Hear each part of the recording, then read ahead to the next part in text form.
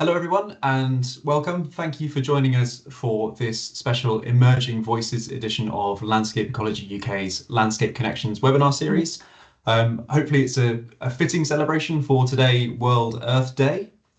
This afternoon, we'll be hearing from fantastic student and early career landscape ecologists who will be showcasing their work and research. My name is Andrew Irving. I'm a doctoral researcher at the University of Edinburgh, and I'm also the Student and Early Career Committee Rep for Landscape Ecology UK. For anyone who's new to Landscape Ecology UK, we are the UK chapter of the International Association for Landscape Ecology, part of a global community of researchers, policymakers, and practitioners whose work and interests lie in the social and ecological dynamics of landscapes. We're one of the longest running chapters of that international association, having been going strong for almost 30 years. So before we get going with this afternoon's session, just a very small piece of housekeeping, a quick reminder that we will be recording this afternoon's webinar and we'll be uploading that recording to our website and YouTube channel. However, we will be clipping out the Q&A sections from the recording and those won't be published. So this afternoon, I'm thrilled to be welcoming Orestis Aslandis, a PhD student at the University of Reading, who will be sharing his research on recreational disturbance and bird populations in the New Forest National Park. Ben Wilson, a PhD researcher from the University of Stirling, who is investigating moth responses to continuous cover forest management. Dr. Carmen Carmona, a lecturer in soil science at the University of Stirling, working on integrating fungi into grazing, inoculated trees into grazing systems. And I'm hoping that we'll be joined by Roshana Gautam as well, a PhD researcher at the University of Lincoln, who's examining the role of rewilding and rewetting in post-agricultural landscapes. So the format for this session will be a 5-minute flash talk from each speaker, followed by 5 minutes audience Q&A. And what we'd love you to do is to submit your questions via the chat function as each speaker is presenting their talks. And we'll then either pick some questions to read out and put to the speakers, or we'll call on you to voice the question yourself. In terms of timing, we are looking to wrap up today's session by 1 o'clock and get you back to your afternoons. So without further ado, it's my great pleasure to pass over to Orestis for our first talk this afternoon. Orestis, over to you. Hello, thanks for having me, Andrew. I think I should have taken control of the slides. So are they moving? Yep, that's all good. Yeah, nice. So hey everyone, my name is Orestis Aslandis, and I'll be discussing some of my PhD work with you, which is all about recreational disturbance and birds in the New Forest National Park. So outdoor recreation is essential for all of us, for our mental health, our physical health, and it can also connect us to nature. A lot of this recreation happens in national parks, which aim to both protect wildlife, but to also provide people with the opportunity to recreate in the outdoors. And the two can potentially come in conflict, mainly because wildlife can perceive us as a threat. And this can lead to wildlife species like birds abandoning their nests, avoiding areas of suitable feeding, and spending energy fleeing from us and our associated pets. Although individual effects are quite well known, there is a lack of understanding of whether this disturbance can lead to a landscape level population or distribution change for different bird species. And the system also has a lot of confounding variables. And these are variables that have an impact on both the human movement, but also the bird distributions. And this can hinder causal inference. So the New Forest, where my study is taking place, is a national park in the south of England. It receives about 16 million visits per year, most of which are by dog walkers and walkers. And this is projected to increase over the next years. So it's quite important to understand how this could be impacting the local wildlife. So the approach I'm using for this project is to first create a model for human recreation across the entire area, then use park-wide bird data collected by volunteers following a specific methodology, and to use causal inference approaches to ensure that any association we find between disturbance and birds is a causal estimate. So this is what the recreational disturbance model looks like, where all the yellow points are either car parks or campsites. And these are the main points where people start their activities from and after they disperse into the landscape. And the model also takes into account things that facilitate human movement, such as paths or habitats like grasslands, which are surfaces that people can easily walk on, but also barriers to human movement, such as roads, fences, or habitats like bogs. So after using this information to create this disturbance map, I use it in combination with the bird data. So in the New Forest, those 5 bird species are quite well monitored. So Forestry England commissioned the Hampshire Ornithological Society to send out volunteers and cover all 1 kilometer squares that have suitable habitat for those species. And this leads to very detailed information of where all the breeding territories are, but we also get information on the absence of breeding territories. So lastly, to ensure we are using the right environmental variables to include in our model, I'm using this causal diagram. So for every bird species, I'm using a different diagram. These are also known as DAGs. So these are basically visual representations of causal relationships between a lot of important variables in my system. And the effect of interest here is the one going from recreational disturbance on the left to the presence of the Dartford warbler in this case on the right. The variables that are very important to account for to ensure that this effect we find is a causal effect is the confounding variables. And these are variables that impact both the recreational disturbance of an area, but can also impact the presence of our focal bird species. So for example, urbanization can increase recreational disturbance. So areas that have more houses are more accessible to people, so they will have more people walking or cycling around there. But they can also have a negative impact on the presence of the Dartford warbler, not only by increasing the amount of recreationists in the area, but also through other pathways, such as increasing noise pollution or increasing the abundance of free-roaming cats in the landscape. Unfortunately, I don't have any results to show with you, but in the near future, I will be analyzing the effect of disturbance on those 5 species that I've shown you. And these are the Dartford warbler, the woodlark, curlew, snipe, and lapwing. And I'm also in the middle of a field study where I'm aiming to understand whether habitat can have an impact on mediating the impact of recreational disturbance on bird communities. In more detail, understanding whether bird communities in heathlands, which is a more open habitat, are more sensitive to disturbance than in a woodland setting, which should provide birds with more cover. Thank you very much for listening. Happy to take any questions. Perfect. Super. All right, so yeah, so I'm Ben Wilson, and I'm going to talk a little bit about one of my chapters from my PhD, so exploring the response of moth communities in continuous cover forestry managed stands. So just a bit of a summary in terms of the forests we have in the UK and in the EU. In the EU, there's around about 227 million hectares of forest, and that's around about a third of the continent's land area. In the UK, the forest cover is much lower, at around about 3.2 million hectares, and it's roughly it's split roughly 50-50 between broadleaf forests and coniferous forests. I also wanted to talk a little bit about sustainable forest management. It's kind of been in development since the formation of the Forestry Commission around about 100 years ago, and it's developed a lot since then, and it's now a pretty structural part of forest management in the UK.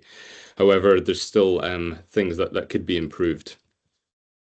And so in In my research, I want to look at rotational forest management and continuous cover forestry.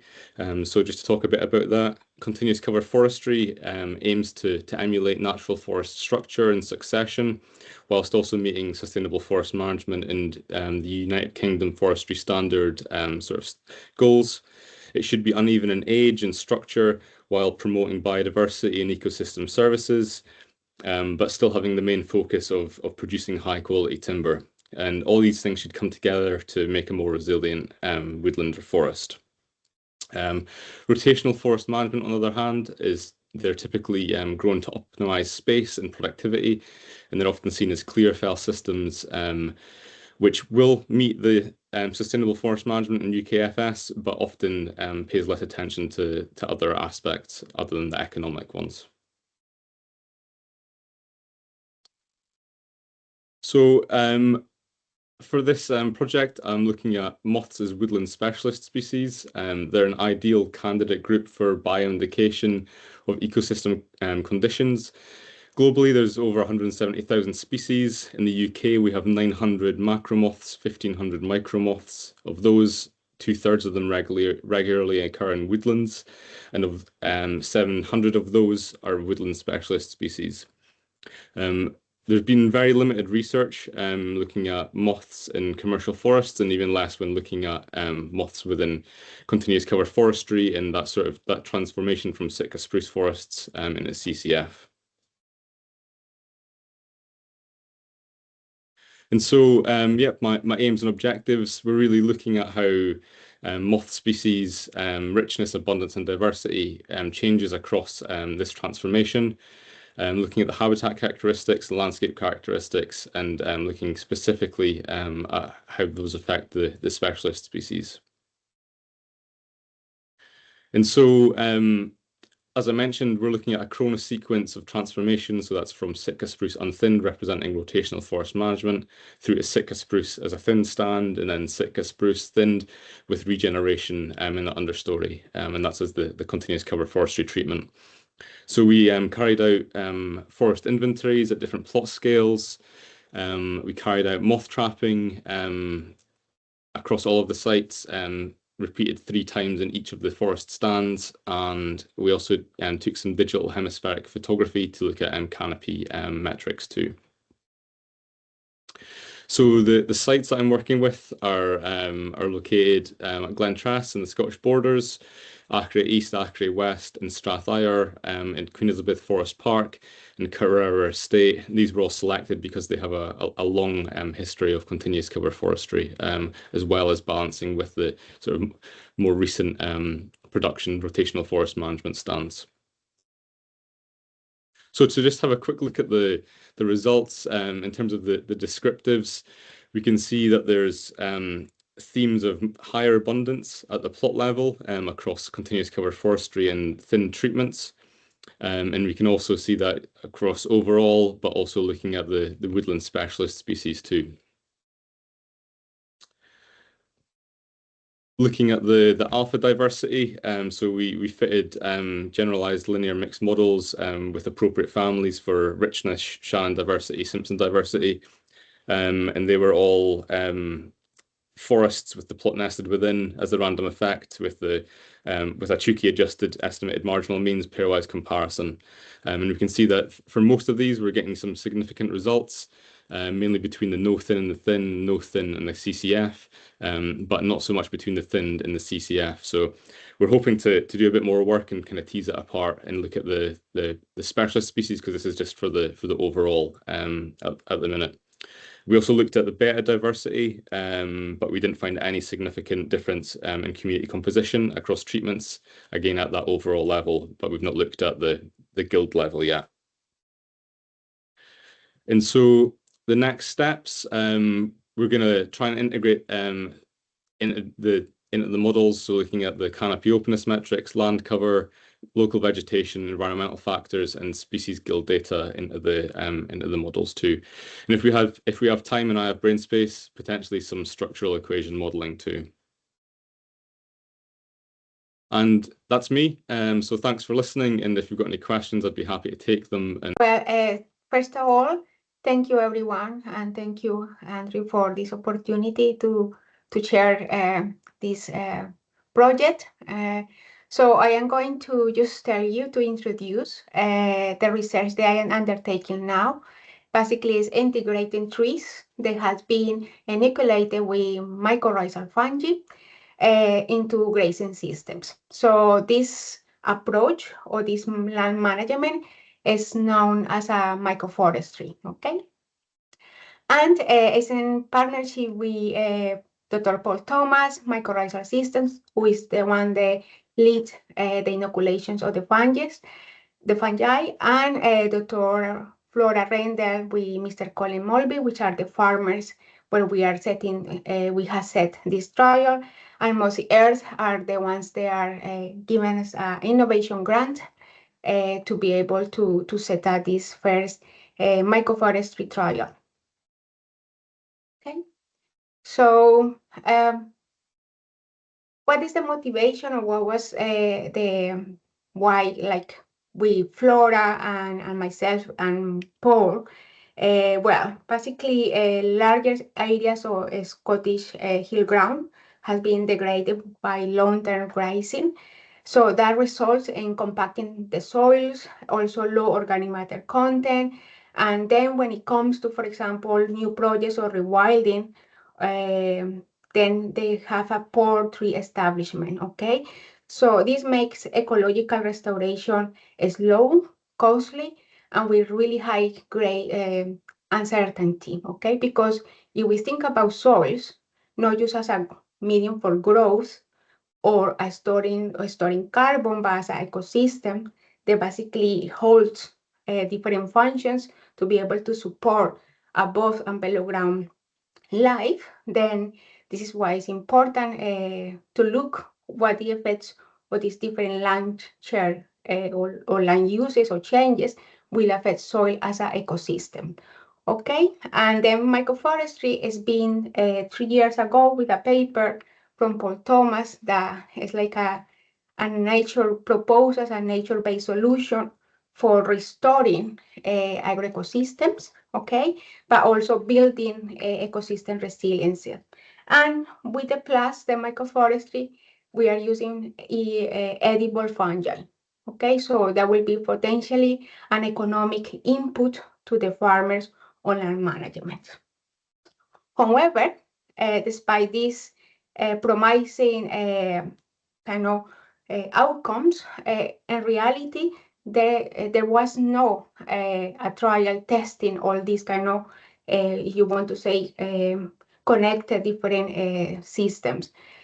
So our research question basically is, does ethomycorrhizal fungal inoculation or Scotch pine, which is a native tree of the highlands, saplings, can enhance soils ecosystem health.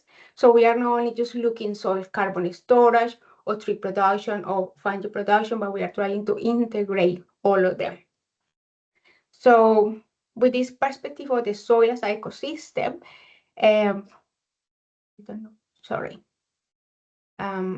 or experimental design. So basically we have as a baseline condition, so in grass grazing, we planted this treatment. So we have first control saplings, okay, or Scotch pine, and then we have these rows or 2 rows of pines or saplings that were inoculated with 2 species of edible fungi. So one is a saffron milkcap, as the name is say, Lactarius delicious. It's a really good, like kind of for example, chefs and cooking, but also bay bullet or the Inleria badia, which is also a quite hardy fungi that can grow in kind of like the typical conditions of this Scottish soil. Okay, so that's the treatment that we have, and they have been then to be able to have a cause and effect correlations or effects instead of correlations.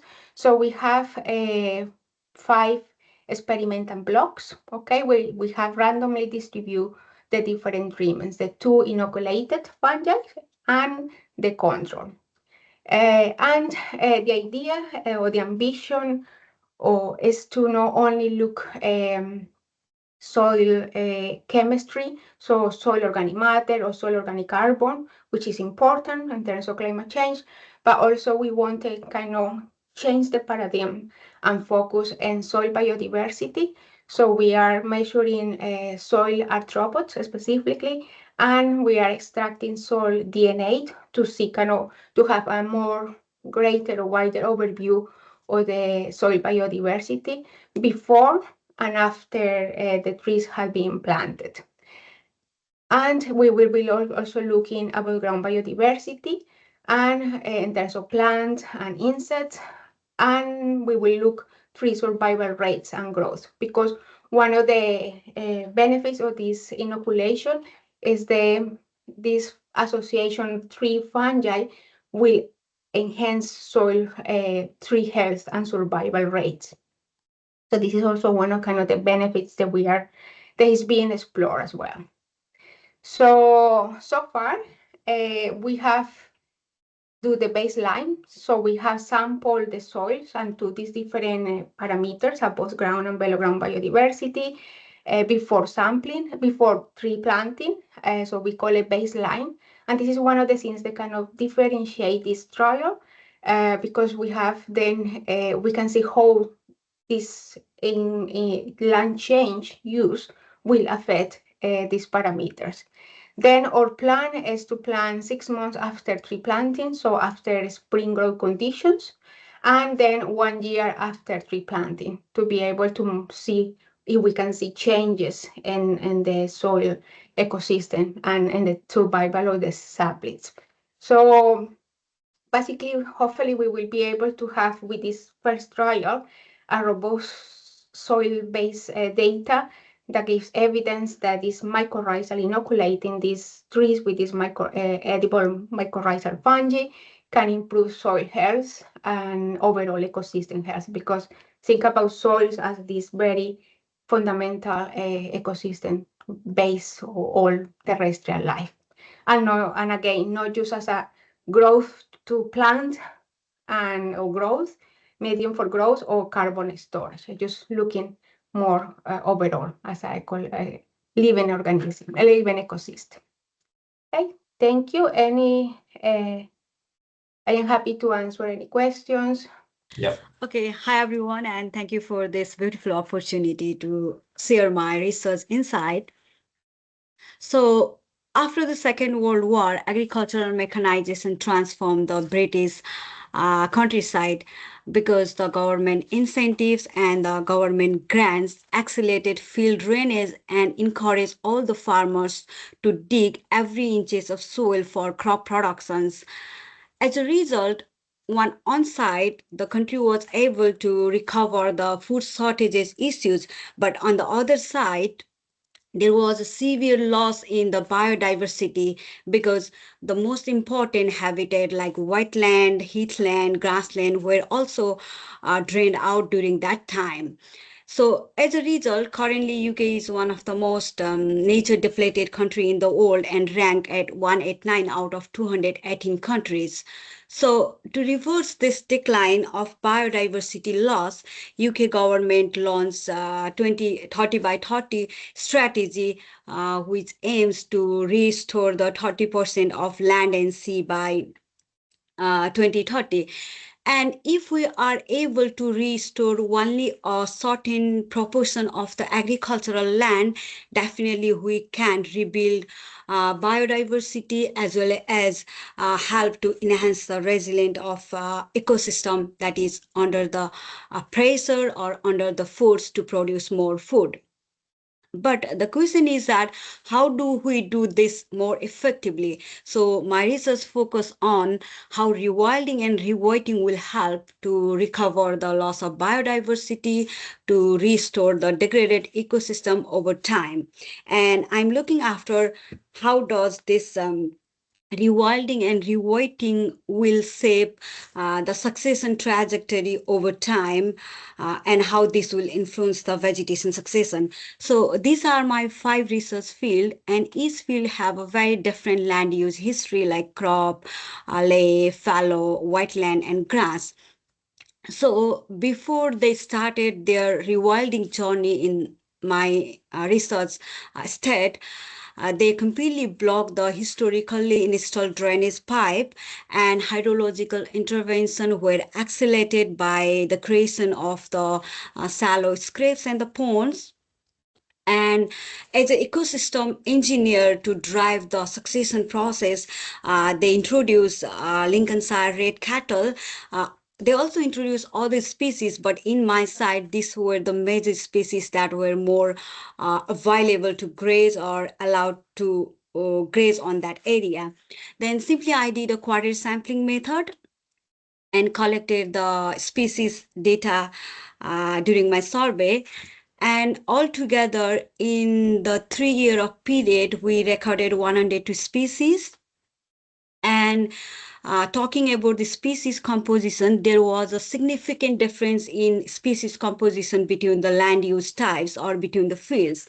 Here you can see that in the ordination plot, like between the crop and between the lay, between the wetland, there is so much dissimilarity. I mean, they are so further away from each other, means that there is more dissimilarity in their species composition, and the strongest dissimilarity is between the crop and the lay. So each land use history has a different species composition over time, and the trajectory also varied over time. So like Ben, I also calculated the alpha diversity, species richness, Shannon and Simpson, and I do have a different land use history as my treatment, because we are starting the rewilding and the rewetting. So looking to the temporal trajectory over the time period from 2022 to 2025, we got this kind of trajectory of diversity over time. So in the fallow, we do have a high species richness, and all diversity metrics were high, whereas in the lay, we have a very low diversity metrics over time, because that is influenced by the nature of crop, that nature of grass, or the rotation that we do in the land. So land use history was the strong predictor of the alpha diversity. And talking about the Simpson, there was no any temporal changes in the Simpson diversity. So along with the diversity matrices, I also calculated the plant traits CSR strategy of ecological restoration, because this will tell us like how our ecosystem is restoring over the time. And looking to this graph, we can see that in the crop, the field is rewilded, and in the crop, you have a sharp increment in the stress tolerant species over time. Similarly, for competitive also, we have a sharp increment in the competitive strategy over time. That's the most noticeable observations in this plot. Similarly, in the wetland, we do have a less and less stress and competitive strategy. But whereas talking about the rewetting sites, in the wetland, we have a more wetland adapted species over time. So this is just contrasting trajectory of plant trait in the rewilded site and in the rewetting site. Okay, that's all. Thank you. And any questions? I'm happy to answer my questions. Well, thank you, everybody. It falls to me just to say thank you to our speakers and for all of the questions and discussions that have come afterwards. Flash talks are a really challenging format to deliver, all of that complexity and information having to pack down into headlines.